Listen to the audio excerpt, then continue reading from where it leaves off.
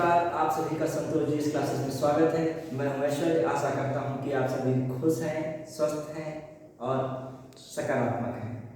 जैसा कि आज हम सभी लोग मुगल काल के बारे में थोड़ा सा जानेंगे, जो महत्वपूर्ण तथ्य हैं, कोई ना कोई एग्जाम में आते ही हैं। जो भी एग्जाम रहता है लगभग 1 से 2 प्रश्न इससे लगभग कर सकते हैं, तो हम उनको देखते हैं। जैसे मुगल काल की स्थापना जानते हैं, मोहम्मद जहीरुद्दीन बाबर कर रहा है मुगल काल की स्थापना। और जानते हैं मुगल काल की जो स्थापना करने वाला बाबर जो है, शुरू में तो काबुल पर विजय प्राप्त करता है। काबुल के बाद वो भारत की ओर अग्रसर होता है और भारत में पानीपत का प्रथम युद्ध होता है।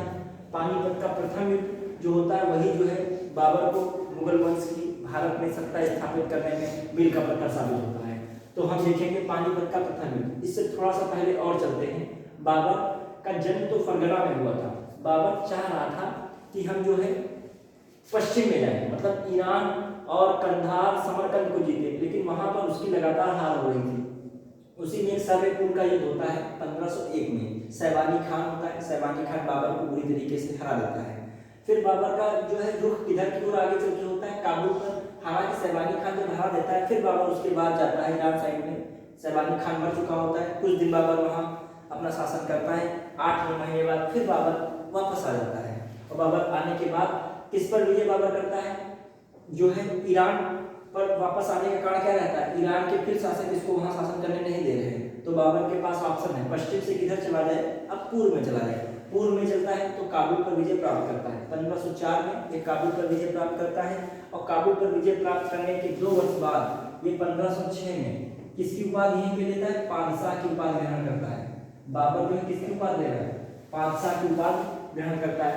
फिर जो रहता है 1526 का, जो कि मुगल वंश की भारत में स्थापना के लिए सबसे महत्वपूर्ण रहता है। 1526 ईस्वी में बाबर जो है अफगान शासक इब्राहिम लोदी को हरा देता है और यहीं से बाबर क्या करता है, मुगल वंश की स्थापना कर देता है और बादशाह की उपाधि लेता है। अभी तक बादशाह, अब बादशाह की उपाधि ले दिया। अब देखिएगा बाबर का सीन पानीपत के बाद क्या शुरू होता है, फिर वो खानवा की ओर बढ़ता है। खानवा, अब पानीपत का युद्ध बाबर को 2 लोग न्योता देते हैं। एक तो राणा सांगा देते हैं जो कि मेवाड़ के शासक हो रहे हैं, और दूसरा न्योता कौन दे रहा है, जो इब्राहिम लोदी के रिलेटिव जो होते हैं आलम खान।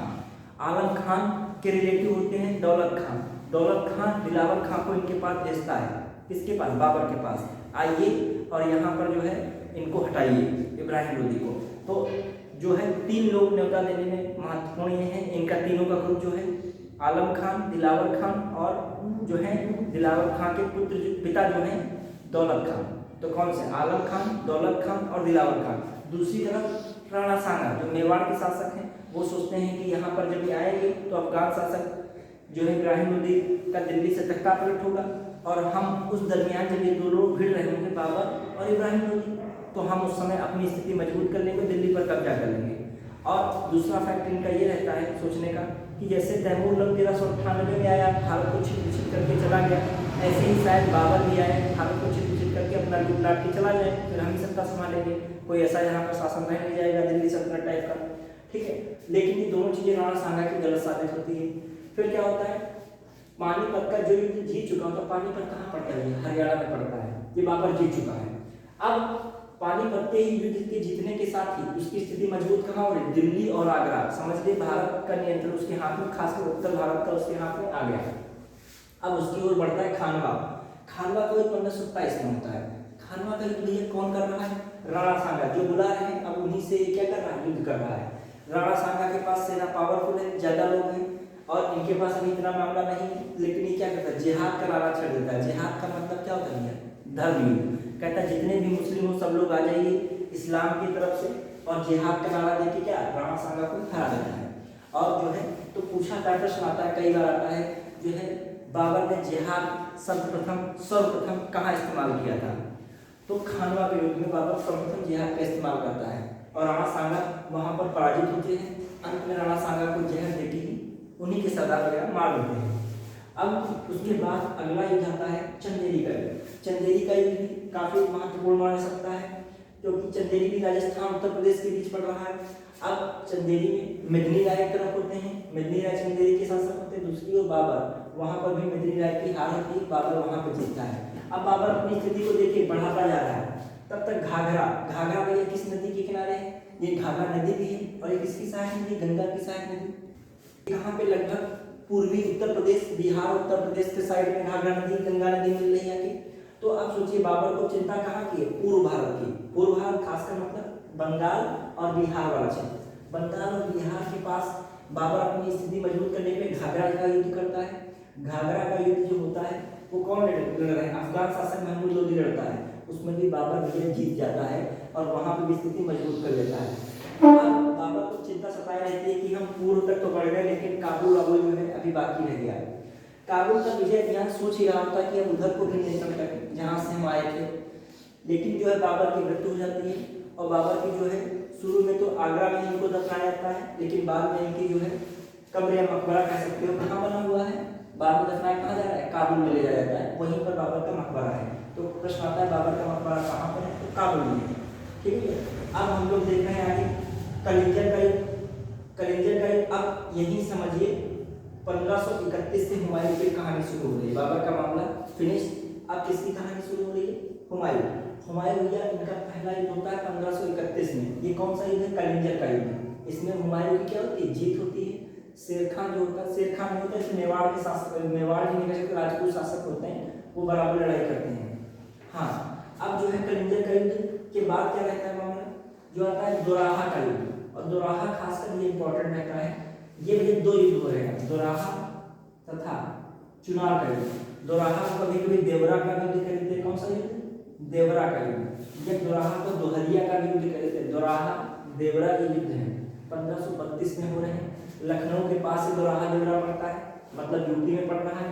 वहां पर युद्ध हो रहा है महमूद लोदी और हुमायूं के बीच। हुमायूं क्या होता है, जीत जाता है और महमूद लोदी हार जाता है। फिर इसके बाद चुनार सुना ही होगा, मिर्जापुर में पड़ता है। चुनार और चुरुप वगैरह मिर्जापुर सोनभद्र के पास है, वहाँ पे सीमेंट उद्योग आदि बहुत ज़्यादा विकसित है। तो वहीं चुनार, मिर्जापुर साइड में चुनार का युद्ध हो रहा है। ये किनके बीच हो रहा है, हुमायूं और किसके बीच, शेरशाह के बीच। यहाँ पर शेरशाह, शुरू में शेरखां उसका नाम होता है, शेरखां हार जाता है, हुमायूं जीत जाते हैं। तो एक ये युद्ध हो गया। तो 1532 क्रॉनोलॉजी देखिए। फिर कौन सा युद्ध हो रहा है, चौसा का युद्ध। भैया कौन हो रहा है, चौसा का 1539 में चौसा का युद्ध हुआ। इसमें क्या रहता है, बाबर जो हुमायूं और किसके बीच, शेरखां।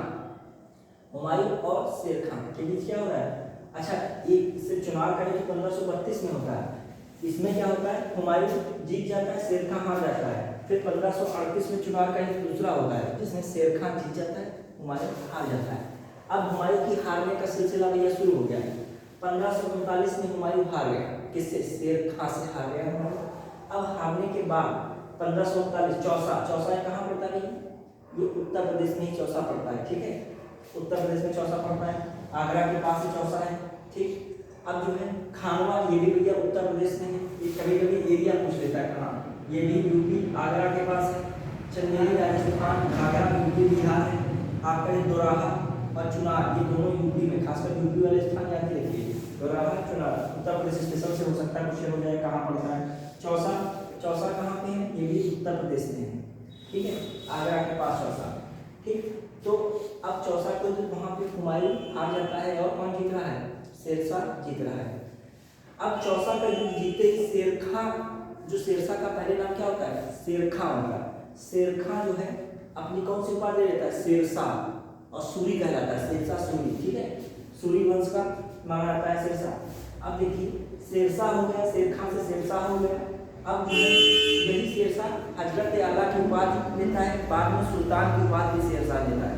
शेरशाह का समय काफी कम रहता है शासन का, लेकिन उस समय उसने काफी विकास किया होता है। ठीक है, अब कन्नौज और बिलग्राम इसका युद्ध होता है। ये डिसाइड कर देता है कि अब आपको हुमायूं को कह सकते हो भागना पड़ेगा, दिल्ली छोड़ के भागना ही पड़ेगा। तो ये इसमें बहुत अच्छी खासी विजय होती है किसकी, कन्नौज या बिलग्राम पर, शेरशाह की। और हुमायूं को भैया छोड़ के इंडिया जाना पड़ता है। अब ईरान में शरण ले रहे हैं। 14 साल जो हुमायूं महाराज जो है क्या कर रहे हैं, भाग घूम के वापस आते हैं। 14 से 15 साल बाद 1555 में कौन सा युद्ध हो रहा है, सरहिंद का युद्ध होता है। यहाँ पर हुमायूं क्या हो रहे हैं, हुमायूं जो है जीत रहे हैं। हुमायूं जीत जाते हैं और जो इन्हीं का आगे आने वाला जो है कौन, इसका जो कौन पढ़ रहा था कन्नौज में, शेरशाह सूरी। अब तो शेरशाह सूरी जा चुके हैं, कलिंजर में ही उनका विस्फोट से शेरशाह सूरी मर चुके होते हैं। उन्हीं के पास सिकंदर सूरी लड़ रहा होता है। तो सिकंदर सूरी को 1555 में कौन हरा रहा है? ये हरा रहे हैं कौन? 1555 में हुमायूं, और फिर से दिल्ली पर मुगल वंश की स्थापना कर देते हैं। इसी के बाद हम कुछ और देख लेंगे। हालांकि जो है 1558 में जो है कौन से युद्ध हो रहे हैं? सामूगढ़, और जो इससे पहले कौन से 2 युद्ध होते हैं उनका भी, एक धर्मट का युद्ध होता है औरंगजेब, और जो दूसरे कौन है आपके दारा शिकोह, और दूसरा सामूगढ़ का युद्ध होता है औरंगजेब और किसके बीच? दारा शिकोह। और वहीं पे दारा शिकोह गिरफ्तार कर मार देता है। दूसरा युद्ध सामूगढ़ का जो हो रहा है, एक धर्मट और सामूगढ़ दोनों युद्ध हो रहे हैं, औरंगजेब और दारा शिकोह। पहले धर्मट होता है, फिर सामूगढ़ होता है, ठीक है। अब इसके बाद हम चल रहे हैं कुछ और चीज़ों पे। अब ये हमने बताया कुछ और फैक्ट। देखिए, बाबर का मकबरा कहाँ पर है? काबुल में है। हुमायूं का मकबरा दिल्ली में, दिल्ली की दीन पनाह नगर की स्थापना करता है, मकबरा भी दिल्ली में है। अकबर का मकबरा कहाँ है? सिकंदरा, सिकंदरा जो आगरा में पास पड़ता है। जहांगीर का मकबरा लाहौर में है। शाहजहां का मकबरा आगरा में है, जो ताजमहल है, और वहीं मुमताज जो है इनकी वाइफ, इनकी याद में ताजमहल बना है, वहाँ पे मुमताज महल का भी मकबरा है। ये जो आगरा का ताजमहल हिंदू और ईरानी फारसी का एक अद्भुत नमूना मक्खा लगता है। दोनों आर्किटेक्ट कह सकते हैं, दोनों कल्चरल आर्किटेक्ट पर बना हुआ है, ठीक है। हाँ, औरंगजेब इनका खुलदाबाद है। खुलदा मतलब औरंगाबाद, औरंगाबाद में महाराष्ट्र में पड़ता है, ठीक है।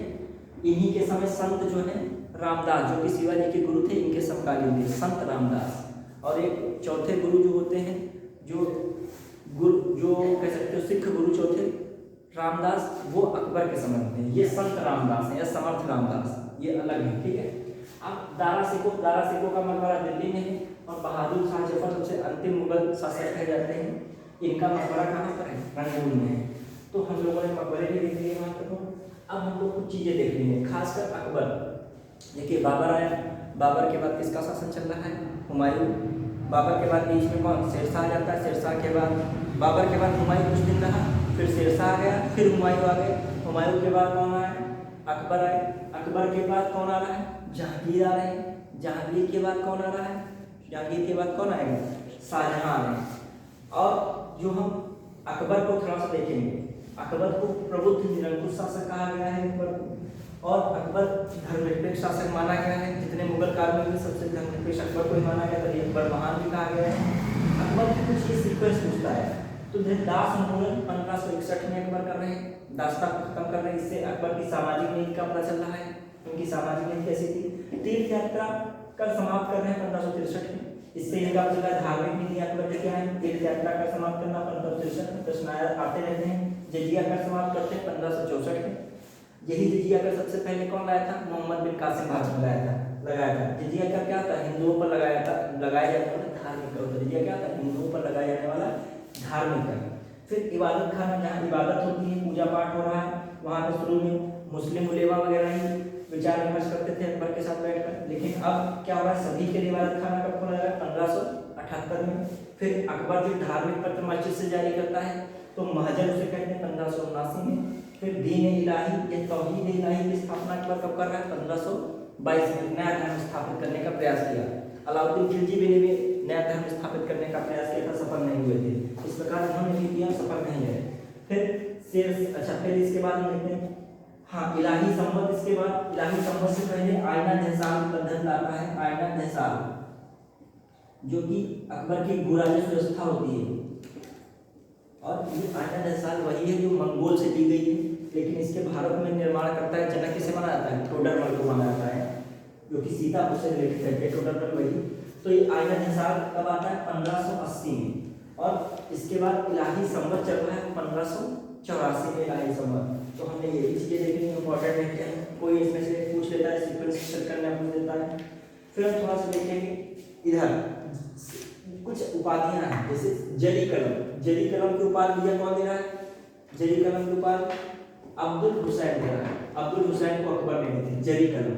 और सीरी कलम की उपाधि अकबर ने किसको दी थी? अब्दुल समद को। अब्दुल समद, अब्दुल समद ये वही है जो मीर सैयद अली और अब्दुल समद, हुमायूं ईरान से अपने साथ दो प्रसिद्ध चित्रकारों को लाता है, उन्हीं में से अब्दुल समद। और मीर सैयद अली और अब्दुल समद वही हैं जो दास्तान अमीर हमजा का निर्देशन करते हैं, और उनके निर्देशन में 50 से अधिक जो रचनाकार हैं वो दास्तान मीर हमजा का निर्माण करते हैं। निर्माण शुरू होता है, प्रारंभ होता है हुमायूं के समय, और ये इसकी रचना पूरी कब हो जाती है? दास्तान मीर हमजा नाम की जो है एक रचना इसमें जो है पूरी हो जाती है अकबर के समय। और इसमें क्या वर्णन किया गया? हजरत मोहम्मद के चाचा के बारे में, वीरता के बारे में बताया गया है, ठीक है, वीरता के बारे में चित्र वगैरह दर्शाए गए हैं, ठीक। तो जरी कलम उपाधि अब्दुल हुसैन और सीरी कलम उपाधि अब्दुल समद। फिर हम देखें नादिर उल जमा, नादिर उल जमा की उपाधि ये किसको मिले? अबुल हसन को मिल रही है। किसको? नादिर उल जमा, नादिर उल असद की उपाधि मंसूर को मिल रही है। फिर से एक बार हम देखें, जरी कलम अब्दुल हुसैन, फिर कौन है? सीरी कलम अब्दुल समद, नादिर उल जो है नादिर उल जमा, नादिर उल जमा कौन है? अबुल हसन, ठीक है, अबुल हसन। फिर कौन है? नादिर उल असर, उस्ताद मंसूर, जो कि पक्षी की चिड़िया का प्रसिद्ध होते हैं, पक्षी वगैरह के बढ़िया चित्रकार होते हैं, ठीक है, हाँ, पक्षी चिड़िया उनका बहुत बढ़िया पेंटिंग वगैरह बनाने के लिए प्रसिद्ध होते हैं मंसूर। ईरान, ये दोनों जो है ये उपाधियाँ किसके समय में नहीं है? ये जहांगीर दे रहा है, और ये दोनों उपाधियाँ अकबर दे रहे हैं। जहांगीर के समय इसका हम समझ सकते हैं दो प्रसिद्ध चित्रकार रहे होंगे, एक मंसूर, अबुल हसन और मंसूर। अकबर के समय के जो प्रसिद्ध चित्रकार हैं अब्दुल समद तो नहीं है, साथ में जो होते हैं प्रसिद्ध चित्रकार दसावंत जो है, दसवंत और बसावंत दो लोग होते हैं। अच्छा, एक और चीज़ जानेंगे, मुगलों की जो मातृभाषा थी तुर्की थी, इसीलिए बाबर स्थापना करता है वो अपनी मातृभाषा तुर्की में ही तुजु के बाबरी लिखता है। लेकिन इनकी ऑफिशियल लैंग्वेज जो इनमें अपना श्रेष्ठ मानते थे, कुलीन वर्ग अपना मानते थे, जो कि मुगलों में अपने को अच्छा ओहदा मानते थे, तो वो लोग क्या बोलते थे? फारसी बोलते थे। तो वो जो लोग फारसी को श्रेष्ठ माना गया, तो फारसी को ही ऑफिशियल लैंग्वेज रख दिया गया। जब कभी आता है मातृभाषा क्या थी? तुर्की थी, और जो फारसी भाषा क्या थी मुगलों की? जो मुगलों की दरबारी भाषा या आधिकारिक भाषा क्या थी? फारसी थी। फारसी कैसे मिली थी? ईरानियों के संस्कृति और बौद्धिक जो संपदा कह सकते हैं उनसे मैच करती थी, और खासकर इसको अकबर ने प्रमोट किया, फारसी भाषा को खासकर अकबर ने बहुत प्रमोट किया, उन्होंने ही मेन ऑफिशियल इसको रखा था फारसी को, ठीक है। अब देखते हैं, हालांकि दिल्ली सल्तनत में भी फारसी को महत्व था। अब इसके बाद देखते हैं शेरशाह। शेरशाह भी 3 प्रकार के जो सिक्के चला रहा है, असरफी चलाता है, दाम चलाता है, रुपया चलाता है। ये वही रुपया है जो आजकल भी रुपया एक शब्द बना है, तो रुपया ये चांदी का चलाता है, दाम ये तांबा का चलाता है, असरफी ये सोना की चलाता है, ठीक है। और फिर शेरशाह में जो कुछ और चीजें, पट्टा और कुबूलियत, जो है पट्टा कुबूलियत चला रहा है शेरशाह, और जीटी रोड बनाता है शेरशाह, दिल्ली का पुराना किला जो है शेरशाह बनवा रहा है। तो हम लोगों ने ये संक्षेप में देखा, वरना तो इसका एक बहुत हमने जो है अच्छे से समझाया बताया है। ये तो हमने इम्पॉर्टेंट कुछ फैक्ट्स है, आप जल्दी से एक बार एग्जाम में जाने से पहले कुछ देख लें, इस तरीके से बनाया गया है मात्र, वरना इसके बारे में पूरी डिटेल से चर्चा लेक्चर में मिल जाएगी, जो हम इन फ्यूचर डालेंगे। एक तो पढ़े भी हैं मुगल से काल से, उसमें आप देख सकते हैं। एक तो क्या मतलब भर का जो भी पढ़ा मुगल काल का मतलब भर का कंटेंट फ्यूचर में पढ़ा है, ये केवल एक कुछ रिवीजन के टाइप जो इंपॉर्टेंट चीज़ें पूछ ली जाती हैं। धन्यवाद, जय हिंद। कितने मिनट का हुआ?